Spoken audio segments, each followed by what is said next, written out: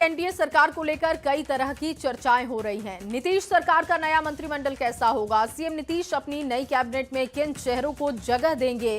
क्या नीतीश कैबिनेट में नए चेहरों को शामिल करने के लिए कुछ मंत्रियों की छुट्टी हो सकती है?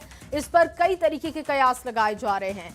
क्या होगा नई एनडीए सरकार में मंत्रिमंडल का फॉर्मूला? दिखाते हैं आपको इस रिपोर्ट में। मोदी, मोदी, मोदी। बिहार विधानसभा चुनाव में एनडीए की ऐतिहासिक जीत के बाद नीतीश कुमार सरकार गठन की तैयारी में जुट गए हैं। नीतीश के नेतृत्व में नई सरकार की शपथ ग्रहण की तारीख भी लगभग तय हो गई है और नए मंत्रिमंडल के गठन पर महामंथन भी। गांधी मैदान में 10वीं बार मुख्यमंत्री पद की शपथ के लिए नीतीश कुमार के नाम का ऐलान अब महज औपचारिकता रह गई है। बस कयास लगाए जा रहे हैं नए मंत्रिमंडल के फॉर्मूले और चेहरे की। हम लोगों ने तय हुआ है कि 19 तारीख को हमारा खत्म होगा ये मंत्रिमंडल और 20 को नई सरकार बनेगी। बिहार में नई सरकार गठन को लेकर तस्वीर अब काफी हद तक साफ हो गई है। सूत्रों के मुताबिक एनडीए गठबंधन ने मंत्रिमंडल का फॉर्मूला लगभग तैयार कर लिया है। चर्चा है मौजूदा सरकार की तर्ज पर नीतीश कुमार के नए कैबिनेट में भी 2-2 डिप्टी सीएम हो सकते हैं। बिहार में इस बार का नतीजा 2020 के चुनाव से बिल्कुल अलग है। इस लिहाज से मंत्रिमंडल का स्वरूप भी उसी लिहाज से होगा। 2020 में बीजेपी की सीटें जेडीयू से काफी ज्यादा आई थी। इसके चलते मंत्रिमंडल में बीजेपी का सियासी कद जेडीयू से बड़ा था, पर इस बार दोनों के बीच महज 4 सीट का ही अंतर है। ऐसे में नई कैबिनेट कैसी होगी, इस पर भी मंथन जारी है। बिल्कुल, अब 20 तारीख को फिर नई सरकार बन जाएगी, जाकर कंटिन्यू हो जाएगा, जाकर गैप सवाल ही नहीं जाकर के है। और 20 तारीख को ऐतिहासिक सभी रिकॉर्ड टूटेंगे। गांधी मैदान में क्षमता जो है उससे अधिक लोग आने वाले। बिहार विधानसभा में कुल 243 सीटें हैं। नियम के मुताबिक विधानसभा के कुल सदस्यों के 15% सदस्य को यानी मुख्यमंत्री सहित अधिकतम 37 नेताओं को मंत्री बनाया जा सकता है। मसलन 6 विधायक पर 1 मंत्री के हिसाब से। बीजेपी के 15 से 16, जेडीयू के 14, एलजेपी रामविलास के 3, आरएलएम और हम के 1-1 मंत्री बनाए जा सकते हैं। नई कैबिनेट में सहयोगी दलों के साथ साथ जातीय और क्षेत्रीय समीकरण का भी खास ख्याल रखा जाएगा। जीत है उस नेतृत्व की जिसने बिहार को बदला है।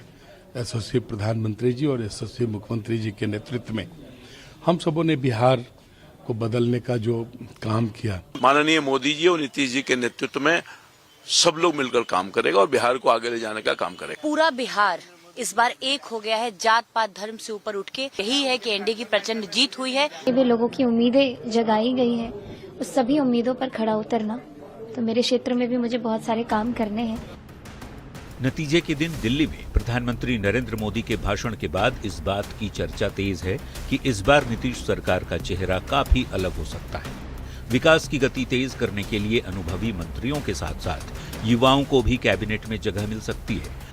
लिहाजा कई नए चेहरे मंत्रिमंडल में शामिल हो सकते हैं और कुछ पुराने चेहरों की छुट्टी भी हो सकती है। सीट बंटवारे की तरह बीजेपी और जेडीयू के बीच मंत्रिमंडल में 50-50 का फॉर्मूला और कुछ विभागों की अदला बदली भी हो सकती है। ऐसे में ये देखना होगा नीतीश की नई टीम का स्वरूप कैसा होता है, जिस पर सभी की निगाहें टिकी हुई हैं। पटना संवाददाता आनंद अमृतराज के साथ ब्यूरो रिपोर्ट, न्यूज़ 18। बिहार में शपथ ग्रहण को लेकर 20 नवंबर को गांधी मैदान में बड़ी तैयारी हो रही है, जिसको लेकर जोर शोर से तैयारियों की तस्वीरें सामने आ रही हैं।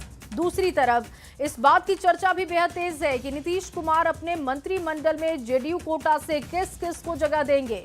सूत्रों के हवाले से जानकारी जो मिल रही है वो आपके साथ साझा करने जा रहे हैं और उसके मुताबिक जो जातीय समीकरण नीतीश कुमार साध सकते हैं वो बेहद दिलचस्प है। नीतीश कुमार की पार्टी जेडीयू से इस बार 85 विधायक जीतकर पहुंचे हैं विधानसभा और ऐसे में जेडीयू कोटे से 13 या 14 विधायक मंत्री बन सकते हैं, इस बात की जानकारी है।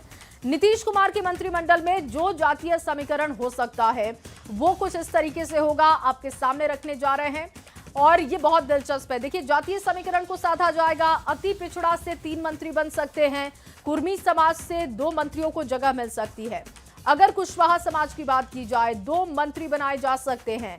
यादव, मुस्लिम, राजपूत, भूमिहार की बात की जाए, एक एक मंत्री हो सकते हैं और इसके अलावा दलित समाज को भी तरजीह दी जाएगी और दलित समाज से 3 मंत्री हो सकते हैं। जातीय समीकरण को साधने की पूरी कोशिश होगी और इसके लिए आपको बता दें, देखिए कुशवाहा समाज से 2 मंत्री हो सकते हैं। यादव, मुस्लिम, राजपूत, भूमिहार को भी एक एक पद दिया जा सकता है। दलित समाज से 3 मंत्री हो सकते हैं। बिहार